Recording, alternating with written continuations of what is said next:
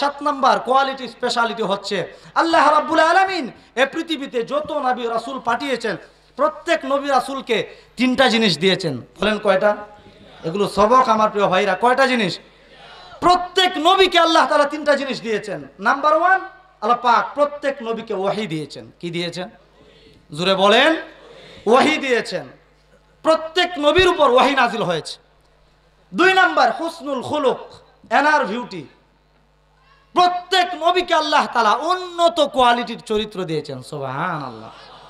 কেমন চরিত্র? একটা উদাহরণ একেবারে শর্টলি বুখারী থেকে বলছি। আল্লাহর নবী সাল্লাল্লাহু আলাইহি ওয়াসাল্লাম এক ইহুদির কাছ থেকে কিছু টাকা করজ নিয়েছিলেন কিছু দিনের জন্য, এবং তার কাছে একটা জিনিস বন্ধক রেখেছিলেন। আরবি ভাষায় হেদায়া, কুদুরি, শরহুল ওয়াকায়া সহ বিভিন্ন কিতাবে, ফিকহের কিতাবে আছে কিতাবুর রেহেন। আল্লাহ রসুল ইহুদির কাছ থেকে টাকা করজ নিয়েছেন, বলছেন অমুক তারিখে দিয়ে দিব। ডেট করেছেন এই তারিখে আল্লাহ রসুল দিবেন। ডেটের আগেই আল্লাহ নবী সাল্লাল্লাহু আলাইহি ওয়াসাল্লাম বসে আছেন, আর এভাবে তার গায়ে একটা রুমাল ছিল, চাদর ছিল। এভাবে হঠাৎ করে ওই ইহুদি ব্যক্তি এসে, এখনো কিন্তু ডেট আসে নাই, ফর এক্সাম্পল রসুল বলছেন 5 তারিখে দিব, নভেম্বরের 2 তারিখে চলে আসছে। ওই ইহুদি আয়েশা আল্লাহ নবীর চাদরে ধৈরা, এভাবে ধৈরা এমন টান মারছে, আল্লাহ রসুল একেবারে হুচট খেয়ে মাটিতে পড়ে গেছেন। পড়েন নাউজুবিল্লাহ। হযরত ওমর ফারুক রাদিয়াল্লাহু আনহু বলছেন, সহিহ বুখারীর হাদিস, আল্লাহ নবী বলছেন দাআনি আক্তুল হুয়া রাসূলুল্লাহ, ওগো আল্লাহর নবী আপনি অনুমতি দেন, আপনি বিশ্ব নবীর গায়ে আঘাত করেছে, ওই ইহুদিকে আমি বেঁচে থাকতে দিব না। আল্লাহর নবী বলছেন কিফিয়া উমর, কিফিয়া উমর, কিফিয়া উমর। বলেন আল্লাহু আকবার।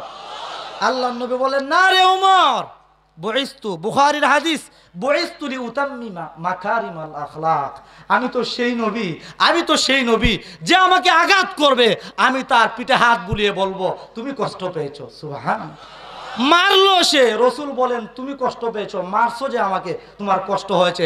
আল্লাহর নবী বললেন যেই পরিমাণ টাকা আমি তার কাছ থেকে আনছিলাম ওই টাকা ওমর তুমি তো ফিরাইয়া দিবাই, শুধু তাই না বরং তার চেয়ে একটু বেশি অতিরিক্ত এক্সট্রা দিয়ে দাও। সুবহানাল্লাহ। আরো আসতে বলেন সুবহানাল্লাহ। আল্লাহ তাআলা প্রত্যেক নবীকে 3টা জিনিস দিয়েছেন। এর মধ্যে 2 নাম্বার হুসনুল খুলুক, উন্নত চরিত্র। মারলো, ক্ষমা তো করলেনি, আবার বললেন যাও বেশি দিয়ে দাও। 3 নাম্বার আল্লাহ তাআলা প্রত্যেক নবীকে মুআজিজা দিয়েছেন। মুআজিজা কাকে বলে? সমকালীন যুগে যে কোনো শক্তিকে মুহূর্তের ভিতরে পরাস্ত করতে পারে, দুর্বল যে জিনিস করতে পারে তাকে বলা হয় মুআজিজা। আমি একেবারে শেষ পয়েন্ট বলে আলোচনা শেষ করছি। এই মুআজিজা প্রত্যেক নবীকে, আদম নবী থেকে নিয়ে একেবারে আমাদের নবী পর্যন্ত প্রত্যেক নবীকে আল্লাহ তাআলা মুআজিজা দিয়েছিলেন, কারণ মুআজিজা ছাড়া নবী হওয়া যায় না।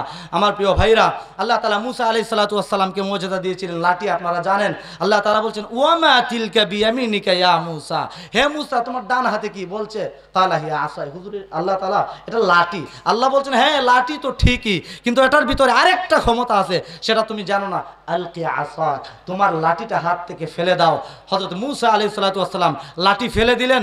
ফেলে দেওয়ার পরে কি হলো? হিয়া হাইয়াতুন তাসআ, অজগর সাপে রূপান্তরিত হয়ে গেল। আমার প্রিয় ভাইরা, এরপরে জাদুবিদ যারা ছিল, জাদুবিদদের সাথে তিনি চ্যালেঞ্জ করলেন। সমস্ত জাদুবিদরা জাদু দেখালো।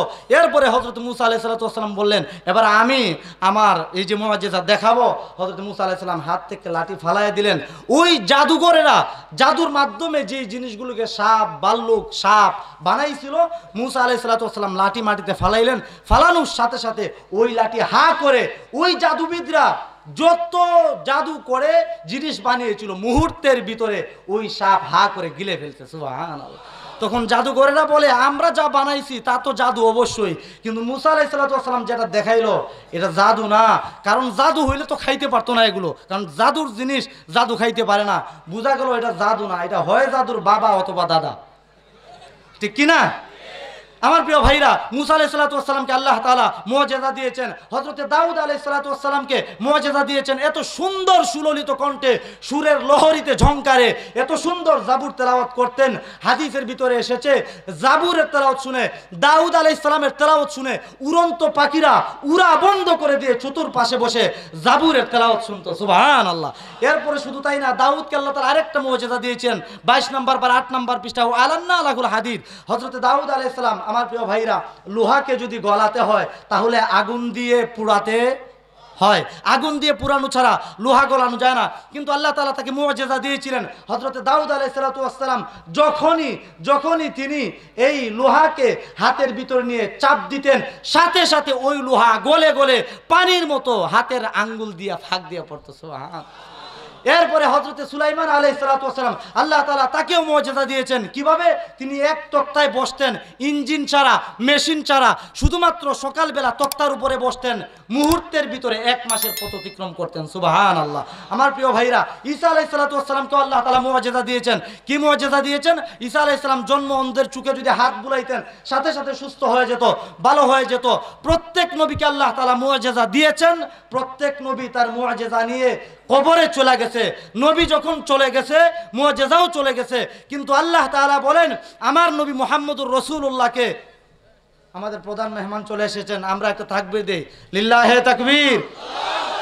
আওয়াজ হলো না, এত দূর থেকে হুজুর আসছেন। লিল্লাহে তাকবীর, লিল্লাহে তাকবীর।